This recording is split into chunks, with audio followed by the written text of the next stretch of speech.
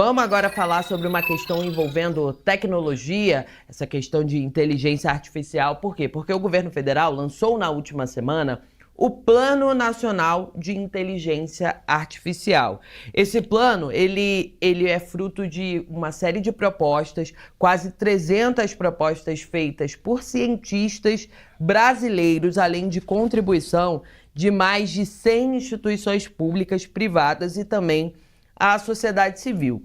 Qual que é o objetivo? O objetivo é investir até 2028 23 bilhões de reais em infraestrutura local para o uso e desenvolvimento da inteligência artificial, incluindo incentivos para a indústria brasileira de tecnologia. Entre esses investimentos que estão sendo feitos está a compra de um chamado supercomputador, que terá um dos 5 maiores em capacidade de processamento do mundo. Tá, mas e aí? Como é que é essa questão? O que isso significa? A gente vai trazer especialista para explicar para a gente. Quem já aparece comigo aqui com o Jesus Mosquera é Luiz Eduardo Ludigero, especialista em inovação e tecnologia. É isso, se eu tiver errado o seu nome, me corrija, fica à vontade. E eu já começo emendando com a primeira pergunta.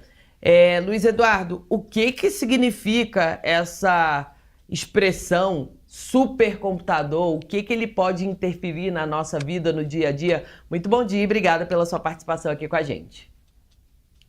Bom dia, Yasmin, obrigado por estar me recebendo. Meu nome é esse mesmo, viu? Sem problemas.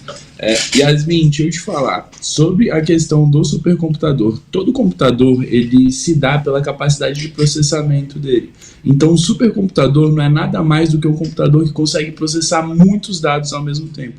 Hoje, o nosso computador, ele se baseia ali na construção de 0 e 1. Então, a gente tem ali a nossa interface de comunicação com o computador sendo ela representada ali por cálculos complexos. O que o supercomputador consegue fazer em termos fáceis assim da gente entender é literalmente operar muitas transações ali por segundo. Então ele consegue fazer muitos cálculos ao mesmo tempo. Jesus? Uma curiosidade, Luiz, esse supercomputador, ele é super no tamanho também? Boa. É um chip pequenininho que é um supercomputador, ele é um computador que ocupa uma sala, um prédio inteiro? Então, ele é bem grande, na verdade. Quanto maior o tamanho e maior a quantidade de registores que a gente consegue colocar dentro de uma placa, maior a potência ali de cálculo do computador. Então, ele é um computador bem grande. Por exemplo, hoje o computador da Google, que é um supercomputador também, fora do Brasil, ele ocupa um prédio inteiro. E olha, minha pergunta é a seguinte: a ideia do governo brasileiro é, com a compra desse supercomputador, tornar a questão da tecnologia, o Brasil mais competitivo. Na sua avaliação como especialista, você acha que essa compra desse supercomputador e esses investimentos feitos em tecnologia com esse plano aí de inteligência artificial podem colocar o Brasil ali como um grande nome na questão da tecnologia, realmente? Olha, hoje a gente já é um grande nome falando de tecnologia bancária. Então hoje o nosso sistema bancário aí está bem à frente. A gente tem o LIFT, que é um programa tocado pela Federação do Banco Central, que ele vem trazendo a gente aí para cada vez mais a ponta da tecnologia mundial. Quando a gente fala do papel do governo dentro da inovação, a gente está falando de manter infraestrutura, de trazer acesso a tecnologias que hoje a gente não tem. Para a gente conseguir criar inteligências artificiais complexas, fazer automações de processos complexas, trazer robótica avançada para dentro do nosso dia a dia, a gente precisa de alta capacidade de processamento. Então, quando a gente está falando dessa alta capacidade de processamento, a gente está falando de o governo trazer essa base para a gente, inteligente, que seria esse supercomputador, no caso do que a gente está falando, para a gente conseguir desenvolver softwares em cima desse sistema. Então, a base do desenvolvimento de qualquer software está no hardware. E para a gente conseguir desenvolver, hoje em dia, o governo ele entra muito com esse papel de infraestrutura de base para a gente conseguir colocar novas tecnologias dentro do mercado.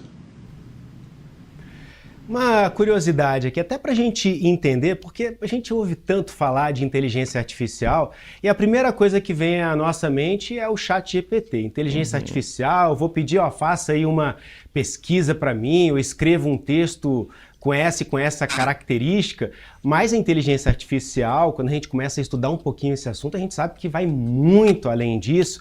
E eu queria saber de você, que você trouxesse assim, exemplos práticos de como a inteligência artificial já está presente no nosso dia a dia, seja dentro de uma esfera governamental, de um serviço como, sei lá, o Pix, Banco Central, ou cruzamento de dados para ver se os auxílios, os benefícios sociais estão sendo aplicados corretamente, enfim.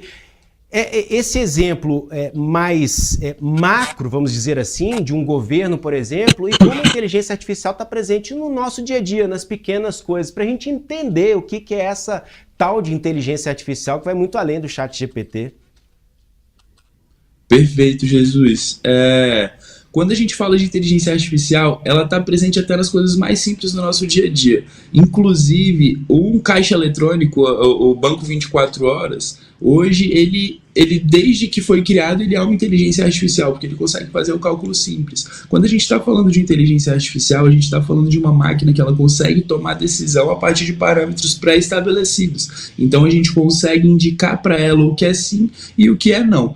A grande diferença do que a gente está vendo agora como inteligência artificial, o exemplo do ChatGPT que você trouxe, é a linguagem. Então hoje a gente consegue conversar em linguagem natural com a ferramenta, e ela, por meio dos Transformers, que foi uma grande diferenciação que teve dentro da tecnologia do ChatGPT, a gente consegue aí fazer conexões complexas e análise de dados complexas. Isso pode ser utilizado, Jesus, na parte de simulações científicas completas, para a gente conseguir analisar grandes massas de dados aí em um tempo muito menor do que ele demoraria.